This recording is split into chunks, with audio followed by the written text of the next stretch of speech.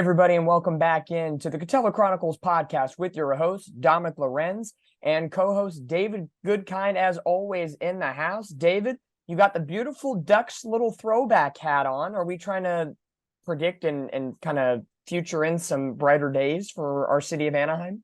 I would hope so. I just want the logo back personally, and the colors. I'd be perfectly happy. When wins and losses aside, just bring me back the old eggplant and jade. That's all I care about. Why not? A little throwback could never do anybody a little harm because, throw it back for the Ducks. That means you're in the playoffs. You're competing for Stanley Cups. If you throw it back for the Angels, a little bit of the same thing. You could be in the playoffs. You could be competing.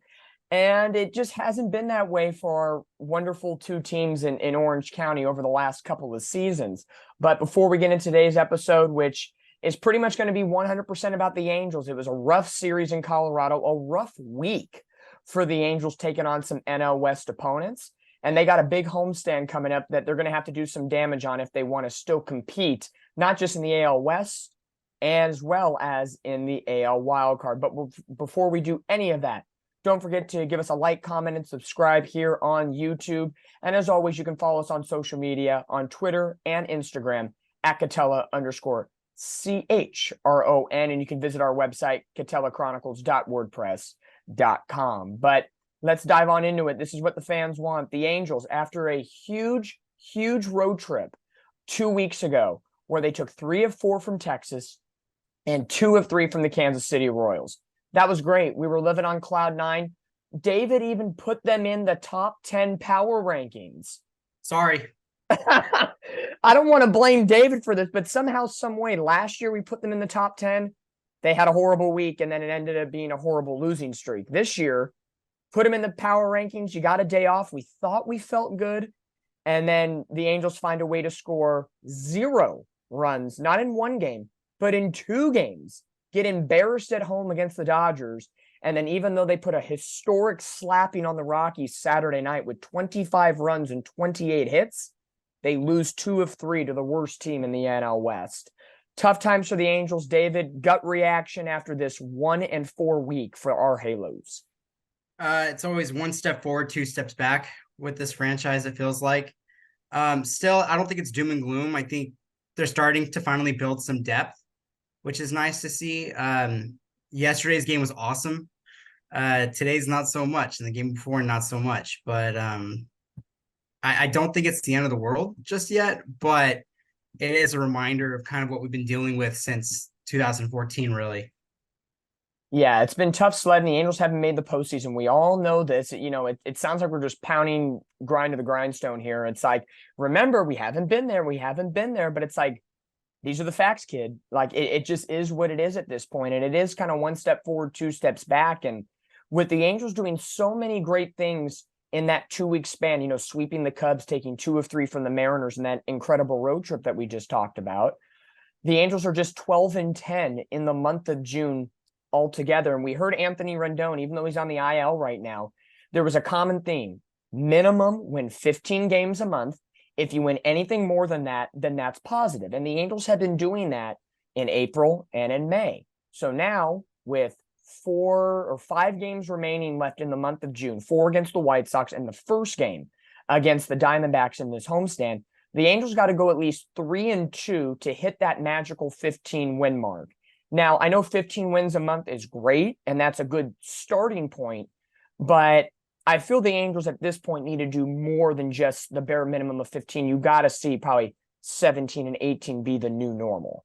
Yeah, the American League's just too good. You can't settle for being average, which is kind of what they are right now. They're not a bad team, obviously. They're still very much in playoff contention, but you have to kind of respect the opposition at the same time, and you cannot be like losing series against the Rockies. These are series you probably have to sweep, honestly. Even winning 2 out of 3 against the Rockies probably would have been fine. That's good.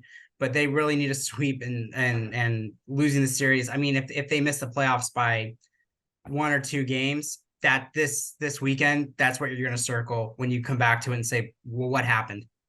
Yeah, and that's, just kind of rewind the clock a little bit back to Friday night. The Angels were coming off two really bad games against the Dodgers. We're not even going to get into those games, except let's give a quick tip of the cap to Reed Detmers and Shohei Ohtani. They pitched their butt offs. That was probably Reed Detmers' best start of the season, going 7 shutout frames. He's been trying to find himself all season long. So, thumbs up for Reed Detmers to go out there and do his business. And then you had Shohei Ohtani less than 24 hours later, strike out a dozen Dodgers in an outing. What more can the pitchers need to do to get the run support like Griffin Canning got on Saturday? That's the funny thing at the end of the day. So that's pretty much all the Angel Dodger talk we're going to have is Detmers and Ohtani. There's your consolation prize MVPs. Friday night against the Rockies, it was a lack of offense, lack of opportunities, and then the blow pen blew late in the contest. Just kind of, I guess you could say what the Angels have been for the majority of the season so far when things aren't good. It's that lack of offense, and then you're still hanging around, but then the bullpen just kind of blows it and then sticks the nail in the coffin at the end of the day.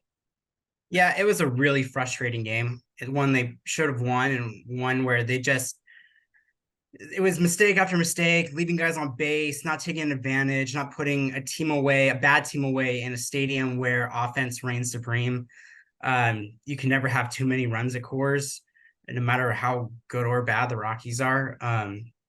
It was frustrating. The bullpen has been really good this season by all accounts, and they were due for a bad week, and they kind of had a rough week. So I mean, you can't be mad at them for blowing the game necessarily, although it was really tough to watch inning after inning, and nothing was clean, and they were just getting out of jams every time. They were going to get bit at some point. The offense just could not pick it up. The bottom of the lineup was just dead. They weren't getting the production they needed. Yeah, absolutely. And after we kind of encapsulate the Rocky series, we're going to talk about that bottom third of the order and the infield depth that has been added over the last 72 hours for GM Perry Minasian, in the names of Eduardo Escobar and now Mike Moustakas. We'll get into that in a few minutes, but I agree with you. It was almost like the Rockies were just chipping away slowly but surely, even though they weren't putting an exclamation point on a rally. They were able to get to Sandoval. They were able to get to some of the bullpen, and it just kind of chipped away, and then it all kind of blew up with the grand slam. At no point did the Rockies, I think, look better than the Angels. I don't think that was ever the case. I just felt like the Angels just kind of let opportunity pass them by almost every inning. It sure felt like that for especially the bookend games.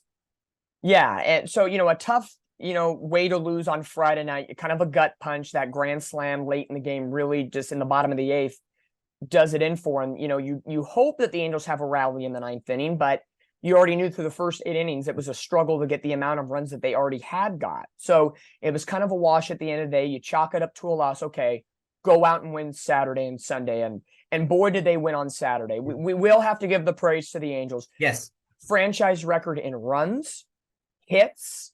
2 guys had 5 hit games, Hunter Renfroe and Mickey Moniak. 4 of Moniak's 5 hits were extra base hits, which was the 12th time that had happened in franchise history. The Angels were 13 for 24 with runners in scoring position. You're never going to get a stat like that for the Angels in a long time. The Rockies, fun fact about Coors Field, that was the first game ever to allow the most runs in a game and in a single inning at Coors Field's history. That's a wild side because we know it's an offensive palooza type stadium. Right. And then 23 runs in 5 inning span was the most done by any team in baseball since 1974. Drury had a career RBI night with 4. Fletcher, welcome back David Fletcher with 5 RBIs, and he showed a little muscle from AAA with a 3-run bomb in a left field. I think, now that we know Sunday's game, foreshadowing, shocker, the Angels lose 4-3. This game ended up being a little bit of a sparkly, shiny mirage moment, but it probably had to feel good to somewhat get the monkey off your back after a 3-game losing streak and just explode for 25 runs. And essentially, the Chargers defeated the Broncos 25-1. I mean, yeah, it's mirage in that they probably won't score 25 again in the next decade or so. It's super unlikely. But I do think it was a testament to the depth of the lineup. I think the lineup yesterday was really strong top to bottom. As for Fletcher, I think he's proven already with his time in the minors now, and now back with the big club. There's no reason he should be benched in favor of Rengifo at any point. Even if he is an overpaid bench player in Fletcher, he still provides something to this team. And if he gets going, he fills that Gio Urshela role really well, actually. Gets on base. I know they talked a lot about it during the broadcast, but he really defies like the StatCast era. And he's just a nice spark plug for this team. When he's going, he's super valuable. So it was really awesome to see him just have a big game yesterday. I'm sure all of us are pulling for him. Super happy that he's having some success after being called up. And there were a lot of really good vibes and a lot of really good things to take away from yesterday's game that I don't think were just a fluke. I think today it's hard to follow up a performance like that.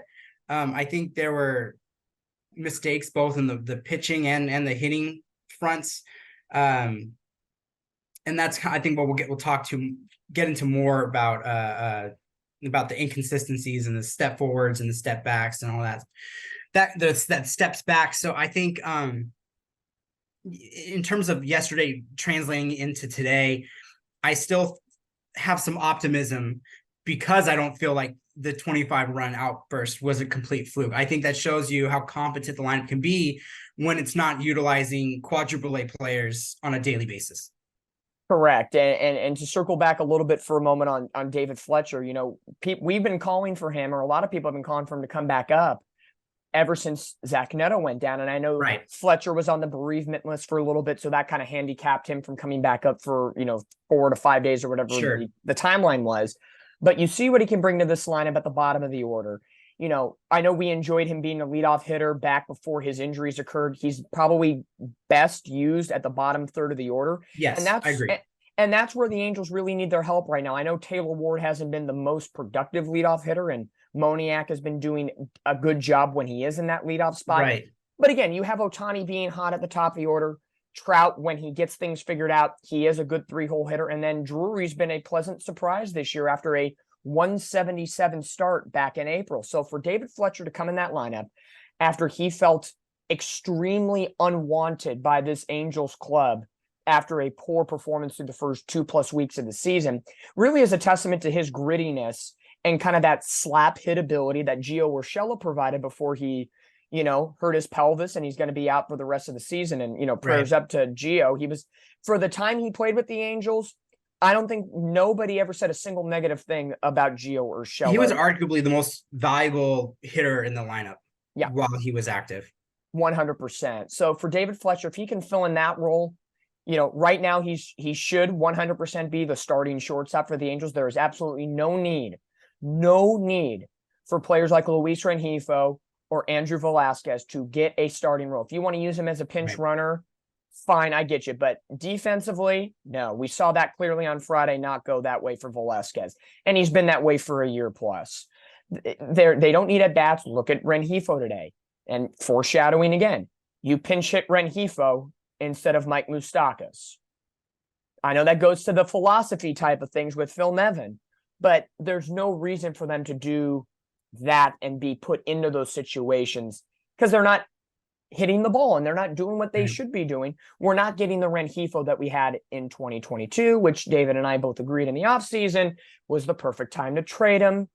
Yada, yada, yada. We've been through this before. David and I knows how this goes. I tweeted about it today. Just when you think, they're on the cusp of greatness, the Angels have this mentality, and we've talked about it. 2021 Walsh, fantastic. 2022 was not the follow-up encore we wanted. Now it's Rengifo's 2022 was beautiful. He's not bringing that terrific encore. And it's just like the Angels are hoping, you had a magical year, carry it for 2 years in a row. Right. No, it's always a one and done sometimes type mentality. And now they have to start worrying about Taylor Ward. He hasn't had the big drop off like Walsh and Rengifo have. Correct. But there are some concerns. Yeah. So, to put the cap on David Fletcher, I think we both can agree. Glad to have him back. He should be in the lineup. Is he going to bring you Gold Glove defense? Not 100% of the time, but it's way better than what we have. I would say, Fletcher on a scale of 1 to 10, 10 being, the gold glove of a lifetime. He's probably like a good solid 7.5, 8, and he can make those sparkly plays every so often. In a perfect world, if he's backing up Zach Neto in the future, that's awesome. That's depth. Yeah. That's exactly what you want. So they absolutely should not give up on him. No. And right now he's probably the best option they have at that shortstop position. Correct. And it kind of morphs into the third game of this series from today as we record this podcast after the Angels lose 4-3, the Sunday day game. Ohtani had an RBI triple. They had a really deep rally in the ninth inning that just almost close to tying this game. But again, Rengifo instead of Moustakas, Phil Nevin doing Phil Nevin things. Let's address a little bit the infield now for the Angels. Rendon's still on the IL. Zach Neto's still on the IL. We're not getting the updates that we got today. Rendon is feeling better, but he's still sore. So that could be another 2+ weeks. My guess after the All-Star break. Zach Neto feeling better, but not doing bulk baseball activities. That signals to me after the All-Star break. And then for a pitching side of things, Matt Moore had a sim game today or yesterday in Colorado, was feeling sore today. They're going to check him out when they get back to Anaheim this week against the White Sox, and then we'll kind of see from there. My guess, to play it on the air of caution, maybe you see him pitch in that 2-game series against the Dodgers right before the All-Star break, if not after the All-Star break. So what the Angels have right now is pretty much what you're going to get for the next 2 weeks. And ring the bell a little bit. Welcome Eduardo Escobar from the New York Mets, and welcome Mike Moustakas to the Angels from the Colorado Rockies. That had to have been quite a night for Moustakas after getting, thumped as a member of the Rockies, and then literally 15 minutes after the game, go to the other clubhouse. You're an Angel. And for him, it's a homecoming. He went to Chatsworth High School. He made his major league debut at Angel Stadium. He hit his first home run at Angel Stadium. He's going to have plenty of family there. Let's get into the 2 newest Angels infielders. Eduardo Escobar, who, by the way, 2 great games at the dish, had a multi-hit game both Saturday and Sunday. So right there, proving way more valuable within 48 hours than Rengifo and Velasquez combined this year. And then Mike Moustakas, we haven't seen him play yet, but gauge your feelings on both those players, because right now I'm very high. The Angels gave up 3 young prospects for them.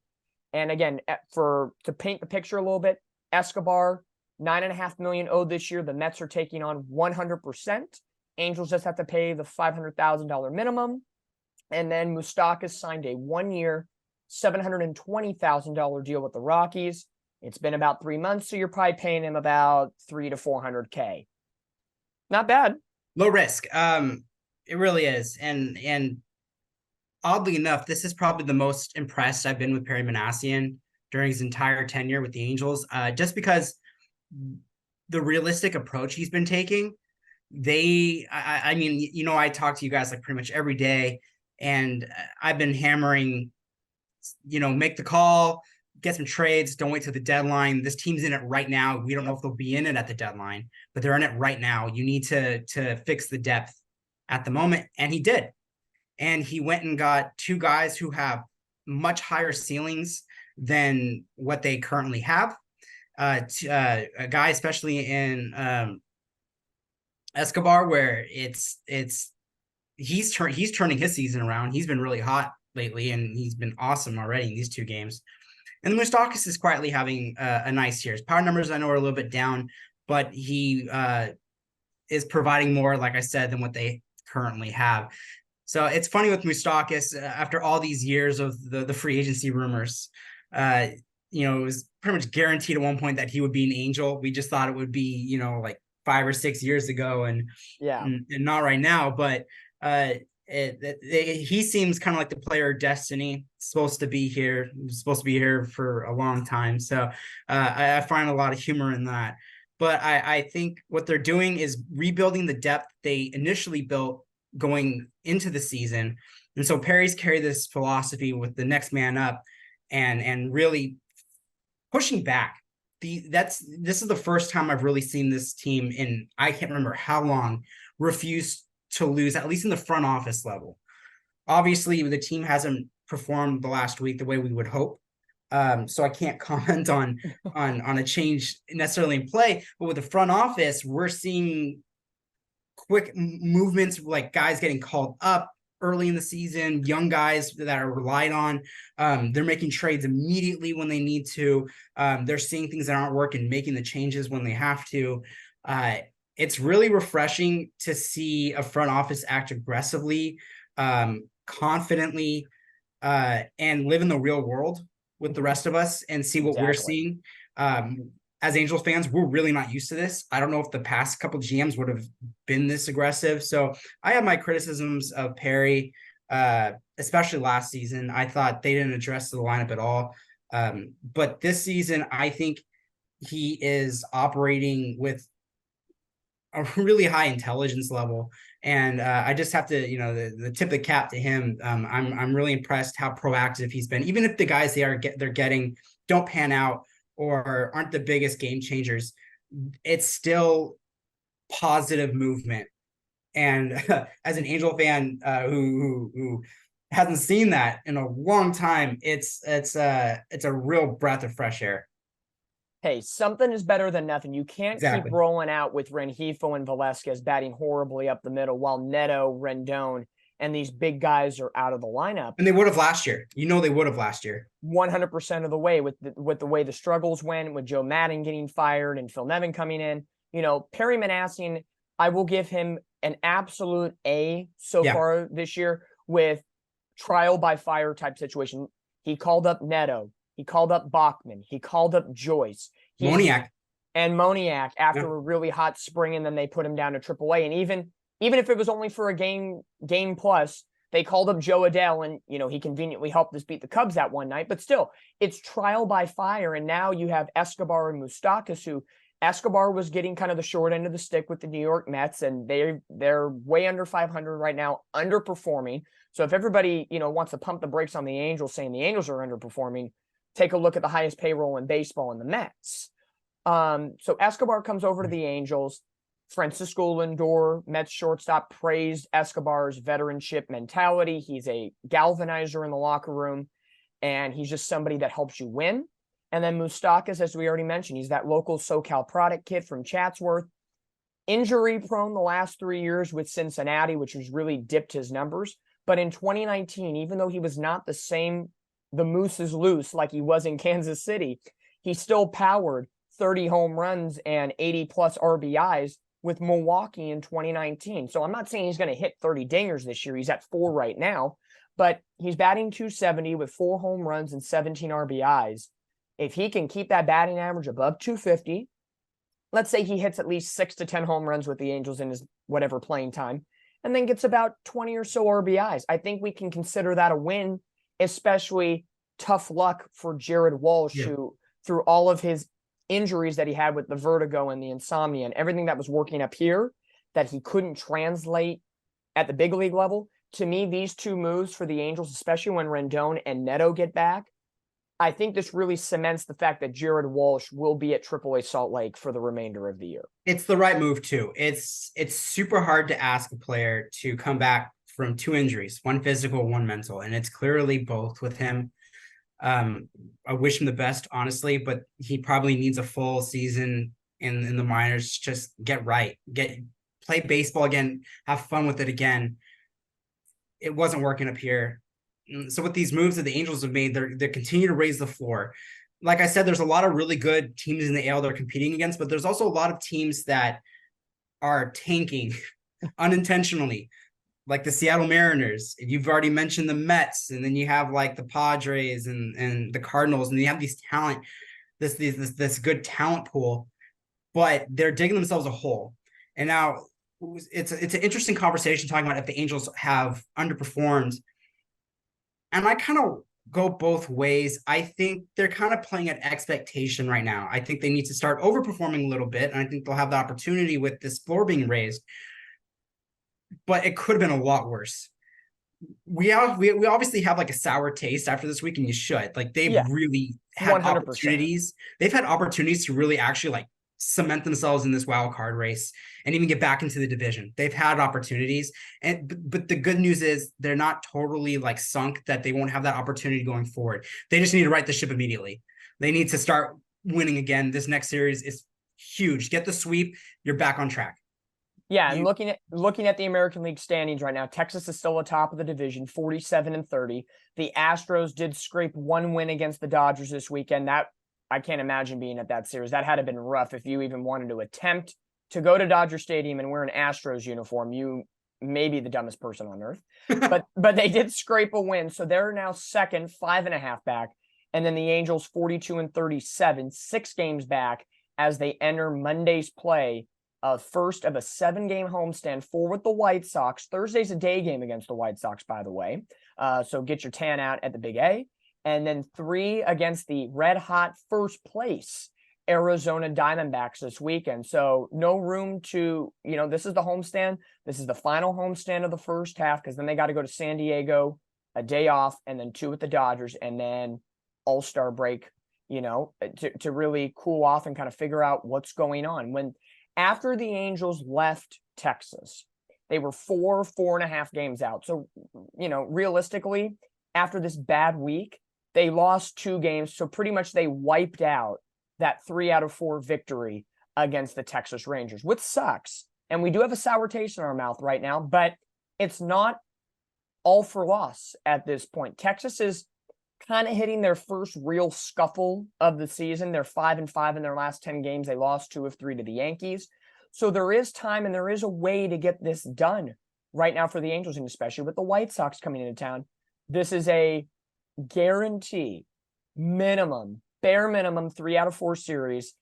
And you need to pick up the sweep in order to make up for a bad series against the Colorado Rockies. Yeah, absolutely. It's why I admire what Perry's done. He understands the urgency of this. You are in the playoff race right now. Yep. This is September for the Angels. It's going to be September for the Angels for the next few months. Rest of the season. Yeah, it's go. All these games are going to matter. It's going to be such a tight race for those final playoff spots. And even if the Angels don't win the division, it's a tough ask realistically for them right now. It's not impossible. The Astros have not been nearly as good as I thought they would be this season. And that makes it easier for the Angels. But I think the wild card is so doable, especially with the AL East beating up on each other. And if the Angels can get a little bit more help, like the slide could have been worse this weekend, but some teams that were ahead of them also lost too. So that made it a little bit softer, the blow, but it's still feasible. And this is coming from an eternal pessimist. I'm saying logistically, the math says the Angels have a realistic shot at this if they can get right. That means less Rengifo, less of the AAA guys, less Velasquez. You get less at-bats from those guys, and you get more from the Moustakases and the Escobars. And Trout keeps playing like he did the last, week and a half. If he keeps picking it up and Ohtani stays hot, the big guys pull and the rotation starts replicating like Canning and improving week by week, and Detmers, you're looking at a team that is going to be able to compete with everybody, and that will give you a shot.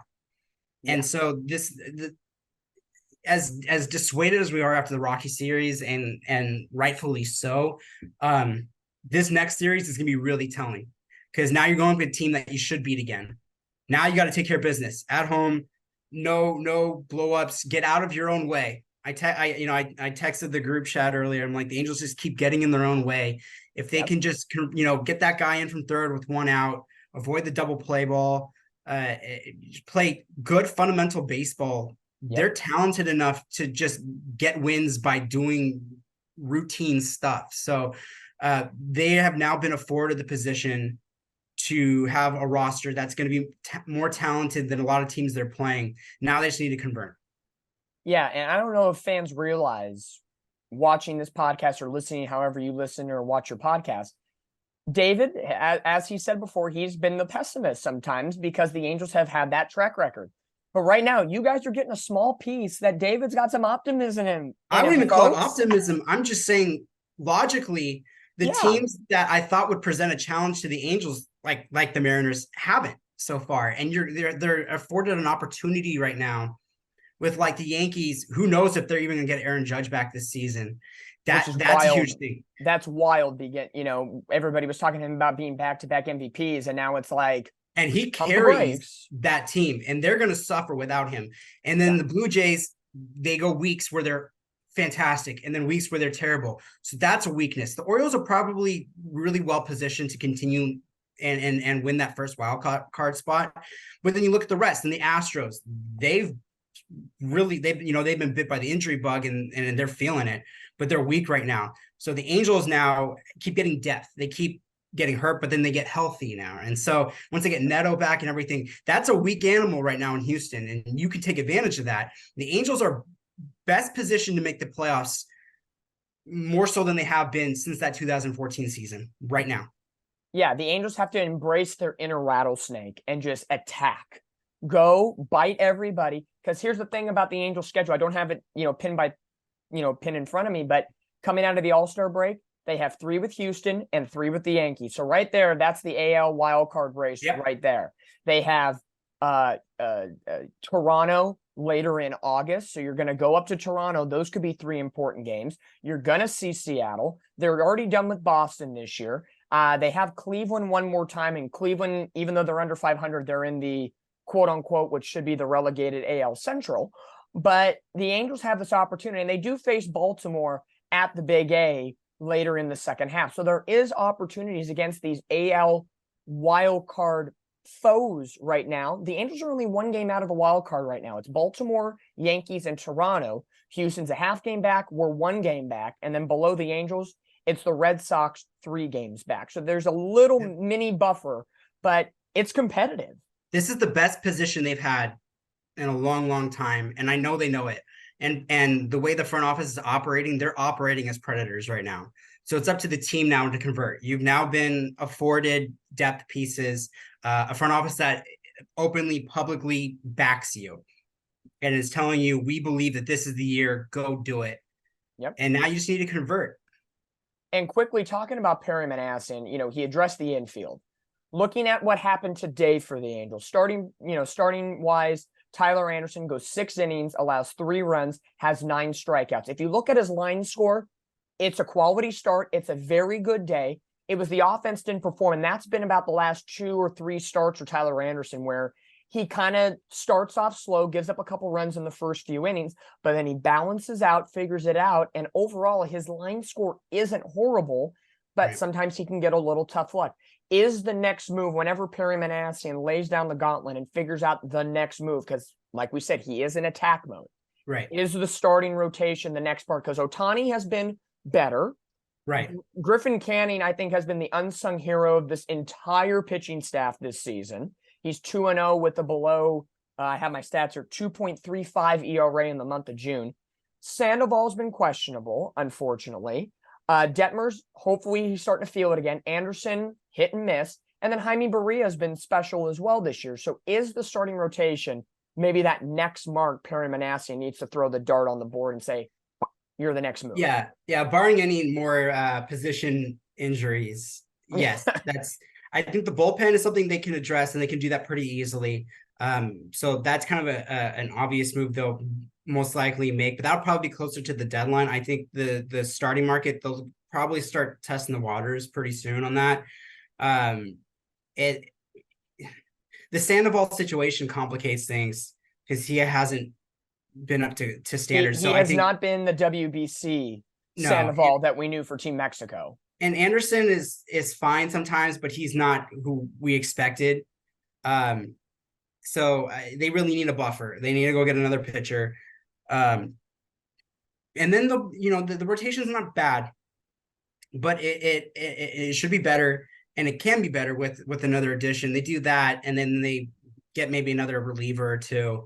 Then you're starting to look at a really complete team that doesn't really have any holes, and that's how you give yourself a real opportunity to take this one. I mean, I'm sure a lot of these moves have to do with the like Nevin and Perry. Their deals are up, I believe, at the end of the season, so they're really coaching and GMing for their jobs, and that's why we see so many aggressive moves from both these guys. But it's also probably an attempt to show, hey, we got a winner here. We can really build something. We're really taking this seriously. And so there's a lot of moving parts here. And so I don't expect them to have made these two infielder moves and then just stop. And the obvious one right now, the next hole to fill is probably starting pitching. Yeah, and we've said it all year. The starting pitching in comparison to the bullpen, April, it was the bullpen that was blowing a lot of games, a lot of, good leads that were lost. But now, ever since the calendar turned to May and the Angels brought up the Bachmans of the world and Joyce, even though he's on the IL, and Matt Moore really got into a good group before he got injured, and Carlos Estevez, locking it down at the back end of the bullpen and bringing up Davinsky. This bullpen has been at times lock solid. Jacob Webb's been a great story as well. Right. So the Angels have options out in the bullpen. So I think I think we agree you would rate, the need of starting pitching beats the bullpen. Yeah. But you never know what can happen with pitching. And the good thing about that is when you look at the next 4 games against the Chicago White Sox, you got Detmers in game 1 against Dylan Cease. Ohtani will pitch Tuesday, conveniently on Japanese Heritage Night with the Ohtani puzzle giveaway. That's not a marketing scheme at all. Come on. He's going to go against Kopech. And then Jaime Barria will get the Wednesday slot against Lucas Giolito. And then the day game is Patrick Sandoval against Lance Lynn. Angels won 2 of 3 against the White Sox last time around at Guaranteed Rate Field. I'm like we already said, 3 out of 4 is bare minimum. The sweep you need to make up for what happened this week in some way, shape, or form. How are you feeling about this series in the sense of what these starting pitchers bring to the table? Again, it's always going to come down to the Angels cannot get in their own way. Right. In this series. And a little bit of home cooking never hurt anybody, especially with Escobar and Moustakas. David Fletcher's going to make his return to the Big A, which is going to be a fan favorite. Shohei's got his best friend back. So all of those storylines encompassing together. Realistically, not what we need to happen, but realistically, how do the Angels wrap up, when we talk internally on Thursday night after the series ends? What is the overall picture from the 4-game series against the White Sox? It all depends how Nevin uses this depth. I think despite the White Sox continuously being an underperforming team, these are pitchers who have histories of success that the Angels will be going up against. And there will be opportunities for the White Sox to really shut this lineup down that has been inconsistent outside of one Saturday night game. So would a split surprise me? Not at all. Also, I'm almost expecting it because I could see the Angels come away with a 5-hit night with 1 run and a couple guys left on base and just a really quick game where they couldn't get anything done. I could see that happening, especially against like a Dylan Cease. So they're going to be challenged. The depth of the lineup will be challenged, and it'll be interesting to see how they respond if they do like they did on Saturday with the next guy realizing I got another major leaguer behind me. I may get some good pitches here to hit, and if the big guns like Trout and Ohtani can keep it going, I think 3 out of 4 and a split is probably the realistic scenarios to expect here. It's so hard to bet on the Angels. It really is. As much as I talk about how they have the opportunity to sweep. This is a White Sox team that looks like they're not going to do anything again this year. So they've already taken a series from them earlier. So I wouldn't call them a good team, but they're still going to compete. I still expect these to be really close games, competitive games. It's just relying on the fundamentals and seeing how the new guys contribute. So the big when we're thing, talking, I think the big thing, to your point, I would say, you kind of have to lower expectations a little bit with the Angels. Yeah. Because I will have to say this. Vegas betting odds love the Angels because the Angels sometimes always do the opposite of what you think they're going to do. And that's how Vegas takes your money. But, look at what the Angels suffered today against the Rockies. Gomber had an over 7.4 ERA, and Angels lose 4-3. They struggle to score runs until later in the game. So Cease, Kopech, Giolito, Lynn. Here's one fun fact for you fans that don't know much about the White Sox. Righty, righty, righty, righty. So if we're playing the split odds here, we should be seeing more Moniak and Theis than Ward and Wallach. Does it happen? Who knows? That's going to be, again, the Phil Nevin philosophy situation here. How does he go about 4 consecutive days of right-handers? Plus, you have the day game on Thursday, which a lot of the times, a lot of teams in Major League Baseball on those weekday getaway days use that as an opportunity to get some big guys some rest. With the Angels not having an off day until July the 6th, during this homestand and probably in this series against the White Sox, depending on how the first 2 games go of this series, I could somehow, some way see Ohtani getting either Wednesday or Thursday off because he hasn't had an off day, excluding the already pre-scheduled off days. He hasn't had a game off in a long time. So that could be another wrinkle into this entire equation. Yeah, it's a lot of Nevin, really, to not just tinker with the lineup and the roster and make it click, but it's got to work. You can't just play around with it and see what works and doesn't. It's got to pretty much has to work. They have to win the series. It's a must-win series. They start making things really hard for themselves if they play another team that they're supposed to beat and they can't do it again, because the schedule, like you mentioned, is about to get really difficult. And the Diamondbacks are no joke. Angel fans are really going to get to see firsthand. This team has been good pretty much all season. They've been probably the most consistent team in baseball next to like the Rays. And maybe the Rangers, the D-backs, when you follow our power rankings, I have them pretty much in the top 10 for like the last month and a half. They're legit. That doesn't mean they're unbeatable. I think the Angels could take that series. I wouldn't be surprised at all, but it's time to get serious. It was already time to get serious, but now you have the new acquisitions. The excuses are gone. The injuries happen and Perry found replacements. The injuries aren't the excuse anymore. Now you have to go win. Yeah, as for David here, as being a Clipper fan, I know the basketball season was rough for you this year, but as the great Ralph Lawler once said, buckle the seatbelts, folks. This is the time where the Angels really have to really buckle in. We've said it before, they got to win these series and you got to do damage here, get out of your own way. But, the more and more we say it, it almost feels like we're crying wolf, but 12 games left in the first half of the season before the All-Star break up in Seattle. 4 with the White Sox, 3 with the Diamondbacks, 3 with the Padres, and 2 at the Dodgers. And that Padres series, of course, is at Petco Park. For a little sneak preview, that 3-game series against the Diamondbacks, Canning, Anderson, and Detmers. And guess who gets to pitch on 4th of July Eve at Petco Park? Somebody named Shohei Ohtani. So I think that'll be a pretty big game out there. What do you think? And it's supposedly right now Ohtani against Blake Snell is the early projections. And then you have Berea against Musgrove and Sandoval against Waka. So there's some future pitching matchups right there for the Angels and opposing teams coming up for the Halos. But this is go time. 12 games left. Quick initial gut reaction. What number comes off your head? The Angels are 42-37. 12 games remaining left in the first half. They need 8 to hit the magical 50 number, which would be nice to have going into the All-Star break. Out of those 12 games, what do you think the Angels' record is between the White Sox, Diamondbacks, Padres, and Dodgers? Yeah, I think they'll get that 8. The team so far has been average, which is better than what they've been in recent years. So that's not a knock against them. Yeah. I think even in 2014 when they won the division, Oakland had the division to control at that point. And then they traded away Cespedes, and then the Angels went on a tear.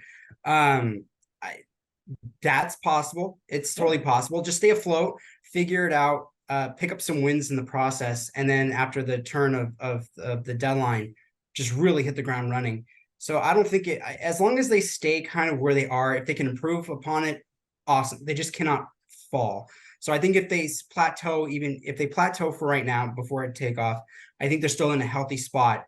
So I think if they get that magic number, they get the 15, and then they get, they go into the All-Star break feeling pretty healthy. I think that's a good starting point for the second half of the season. Yeah, if the Angels win 8 of 12, they will finish the first half, the unofficial first half, because that would be 91 games. They'd be 50 and 41, 11 games above 500.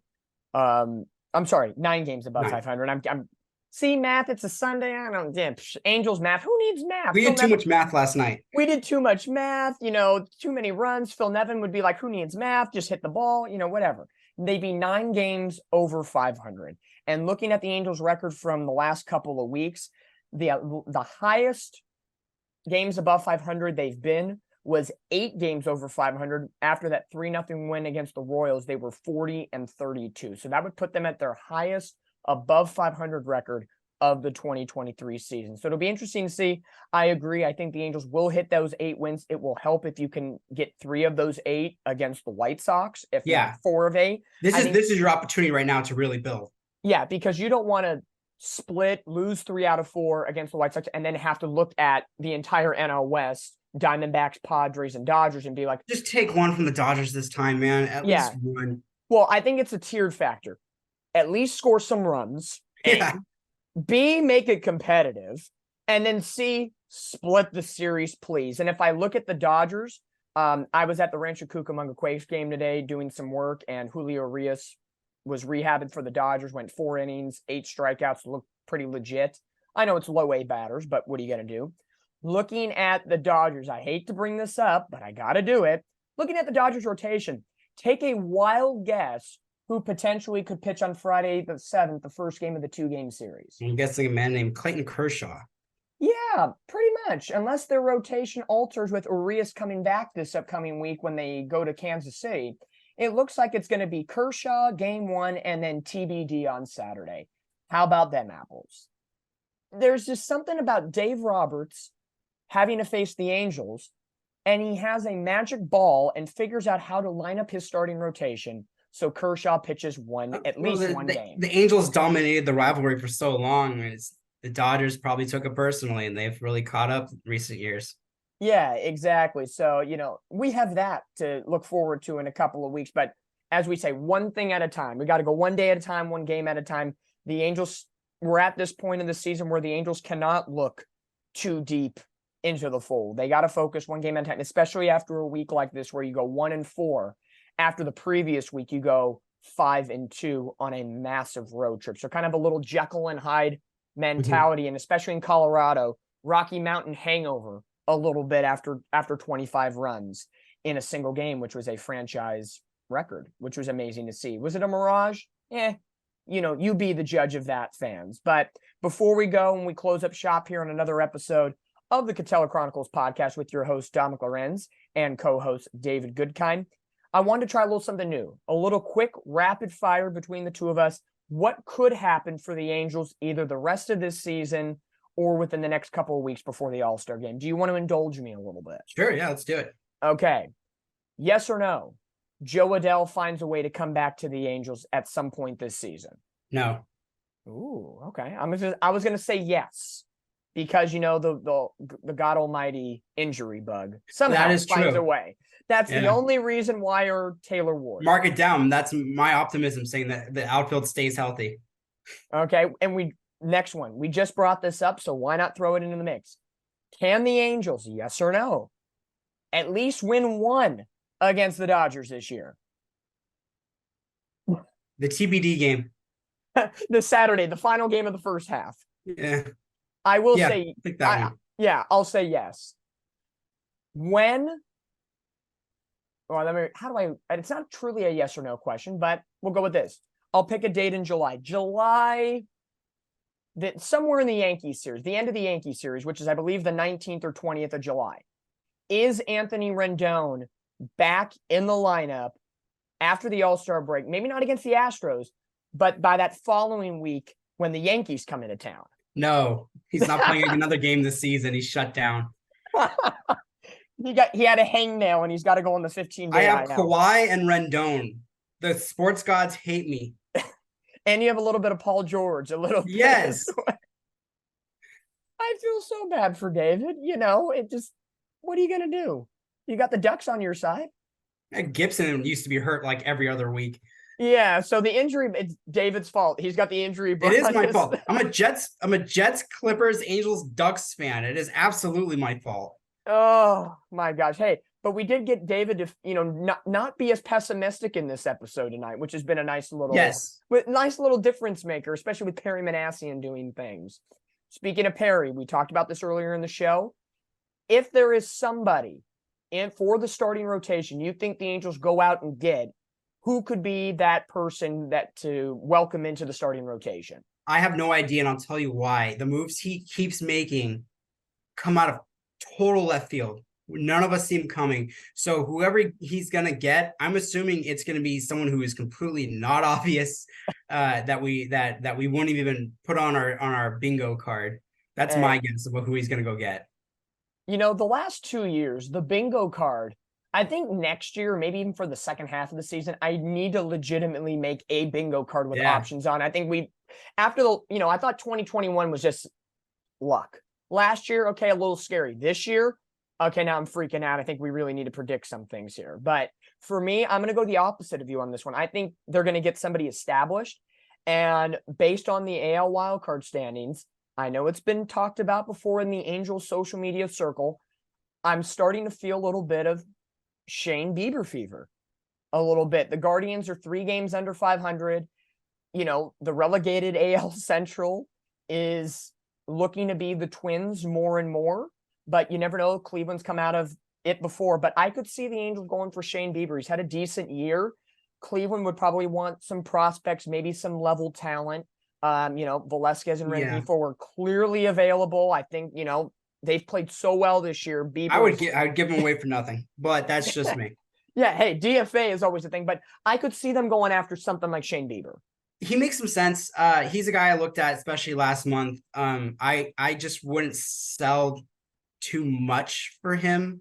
I think it's clear his best days are behind him. He could prove valuable though in a way like Syndergaard helped the Phillies last year, where good enough. That's really all they needed because they had more talent around him. So as long as he doesn't blow up, I wouldn't hate that trade. I would just be a little cautious about it. Yeah, I think it's a situation where, well, hold up a second. You don't think Velasquez and Rengifo are enough for Bieber? Oh, I'm talking about prospects.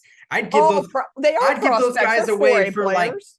I'd give those guys away for the Chicago Bull. Okay, like bring a mascot in or bring an extra ball boy. I don't care. Like those guys batting are just, it's worse than having a pitcher in the lineup sometimes. And so I'm sure they're nice guys. I don't want to besmirch their character, but there's a reason that when they're in the lineup, the lineup usually underperforms. So it's not a coincidence. It's not a coincidence those guys were hitless in a game where everyone got an RBI. So that's one of those mirages that was not a mirage, that there's a reason those guys didn't get hits. So no, if you're trading those guys for Bieber, that's a hell of a steal. First of all, if you traded those guys for anyone, I consider it a steal. You get some sort of value back. So if that's the deal, by all means, I'm all for it. If you're able to make that trade, that is what John Gibson does for the Ducks. Left-handed larceny, baby. Yes. Get up and grab it, and God knows what comes down. Final one for you here on these little, quick takes. Mike Trout has had a tough season overall. He's picked it back up a little bit here and there in that Kansas City series. And now, in this series in Colorado, didn't do too much against the Dodgers. But there's been some glimpses of Mike Trout, having a flash of being Mike Trout. 2-part question. A, does he ride the ship and get right? And B, does he hit 30-plus home runs this year? I'm going to say yes on the home run front, just because that's the part of his game that's really picked up. He's still not the best with runners in scoring position. I'd like to see that get better. Still striking out. So the power, though, still seems to be there when he does make contact. Even his flyouts are pretty loud. In terms of getting right, I don't think I think this is probably the beginning of the downward trajectory of his career. Most athletes, it hits 30 and then you start going down. No matter how good he is, he can't beat Father Time. And as an also 30-plus-year-old person, I can tell you your body really starts to feel it now. So it's only going to get worse for him.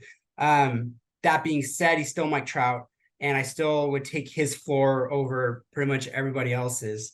So he'll get right-ish.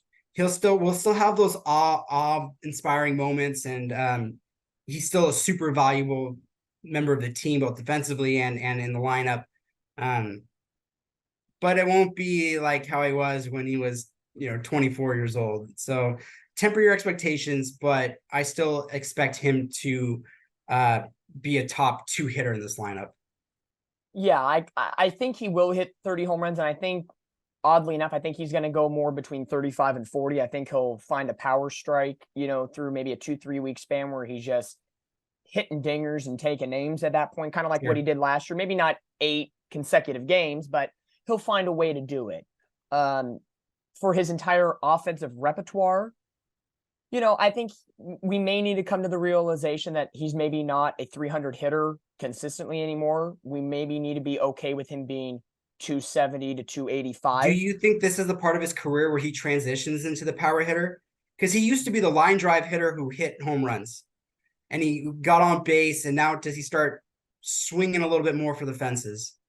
That's a great question, because if you look especially at his stolen base numbers, he has 2 stolen bases this year. He was always that scrappy single, double, steal a base, and Albert Pujols would drive him in, or somebody else would be the driving in. Right. Now, as Trout has gone from leadoff hitter to the 2-hole hitter, now you're seeing him in the 3-hole hitter. It's becoming that situation now where he has to step up with runners in scoring position. And, clearly he hasn't been doing that right now, but maybe he's got to thump the order a little bit and become more of a power hitter instead of a gap to gap type hitter. And if that's what he has to do to evolve his career, I don't think anybody would complain if Mike Trout becomes a power hitter. We'll still see the strikeouts persist. That average is going to dip, but he'll find a new tool, I guess, or a different kind of usefulness, I guess. That's kind of what I'm getting at. Yeah, another hand of the Swiss Army knife a little bit. And with the one good thing about Trout, and I tell a lot of people this because a lot of people always bring up he strikes out a lot. He does. That's starting to become a thing now. It used to be just a little slump thing, but now it's like in seasons as a whole, it's happening. But about 2 or 3 years now of it. For 2-3 years now. But if you look at his entire repertoire from his rookie season to now, his whole career, he takes walks. Yes. And his on-base percentage is great. So if he could be a power hitter with that walking capability, and then you show flashes of the gap-to-gap double power and stuff like that, let Mickey Moniak take over that old Trout role of gap-to-gap stolen bases. Right. Let Zach Neto be that way. Let other people, as you get older, let the youngins come up. And I think you see that change in the guard. And honestly, Albert Pujols is a 10-year deal with the Angels in the front office, supposedly. Maybe Trout will have to go with him and kind of learn the ropes a little bit about being a new version of yourself than the old version of yourself. And I think if we get that, and, like you said, we will take Trout's bottom level performance because anybody else, that's their career level numbers. Right. And I think at the end of the day, that's what you kind of have to look at. So yes, I think in encapsulating what you said, 30 plus homers, I think guaranteed. I'm going to go with 35 to 40. He gets a little streak. I think at the end of the day, I will be happy if Trout can end the year batting somewhere between 270 and 285. Yeah, I think that's good. I think that's good. He's putting in the work. Nobody can say Trout's not putting in the work. He's going out there for outdoor batting practice. He's doing everything he can. And I made this comment last night after the win. I was on the Halos in the Infield post-game show. We all complained about Albert Pujols when he wasn't swinging well. And he always talked about his lower half not working with the, plantar fasciitis, the feet issues, the knee issues. When your lower half's not working as a big hitter, the upper half's just going to flail away. Right. I think if Trout can get his lower half working and communicating with the top half, Mike Trout can be Mike Trout again. So really focus on that lower half. And you're seeing it with his leg position, especially on breaking pitches away because he swings in the dirt a lot. in that big win against the Rockies, a couple of at-bats, balls going away, that back leg was not buckling, which tells me he saw the ball much better. So that type of work, it's the small details that the common fan might not know, but I think that will be key for Mike Trout. Getting that lower half right will definitely bring him around in the best way possible. So, Totally agree. We'll cap it off right there with the rapid fire. I think that's a new segment we'll be bringing into the podcast now that, guess what? This is episode 17. We got some new graphics going around. It's been a while. We started this thing last year and we thought we had a good thing. And then the losing streak happened. And, this year things are going right-ish in a way. Like Mike Trout will be Mike Trout-ish. Like it's a lot of moments here with the Angels. They're still 5 games above 500. They can hit 50 wins if they win 8 of their final 12 here in the first half. But it all starts off against the Chicago White Sox, 4-game series, and then followed up by a 3-gamer against. Make it easy on yourself for the first time in a decade and sweep the series. Yep. Get out of your own way at the end of the day. They're a pretty good team. They're a pretty good team when they don't mess around. Hey, Hunter Renfroe and Brandon Drury batting over 260. I will take that going in. I got to see Renfroe hit more meaningful base hits, though. Like today's game, man, if he doesn't hit it, let's say he just strikes out. This game is going to the bottom of the 9th. It's a tie game. Yep. Take a sigh of relief, Angel fans. We've been through worse times before. Yes, that's the big message. That's the big thing. Is they're not screwed, which is super rare at this point of the year. Even though we're 6 games back of the division, we're not screwed. Right. We're still alive in many facets. And if we can have a week again, like you did against Texas and Kansas City, you can ride the ship out a little bit to the All-Star break and really see what this team has with just a couple of weeks before the trade deadline at the end of July, beginning of August. But with all that encompassing, I'm Dominick Lorenz. That's David Goodkind. We are Katella Chronicles. This was episode number 17. Don't forget to like, comment, and subscribe. You can follow us, all the podcasts right here on YouTube, as well as our website, www.katellachronicles.wordpress.com. Follow us on social media at Katella_CHRON on Twitter and Instagram. And don't forget to follow our friends, Halos in the Infield, everywhere as well. Their big tailgate will be July 1st at the Big A. It's a big night. Angels, Diamondbacks, bobblehead giveaway. You can get, a voucher for nachos, T-shirts, rally, thunder sticks. It's going to be a whole bunch of fun on July the 1st under the Big A. And we're going to have some more live broadcasts coming up between Katella Chronicles and Halos in the Infield. It will be in July. One is before the All-Star break, one's after the All-Star break, and they're both against Angel rival teams. Flip the calendar, figure out who are the Angels' rivals. One's from the West, one's from the East. I wonder who it could be.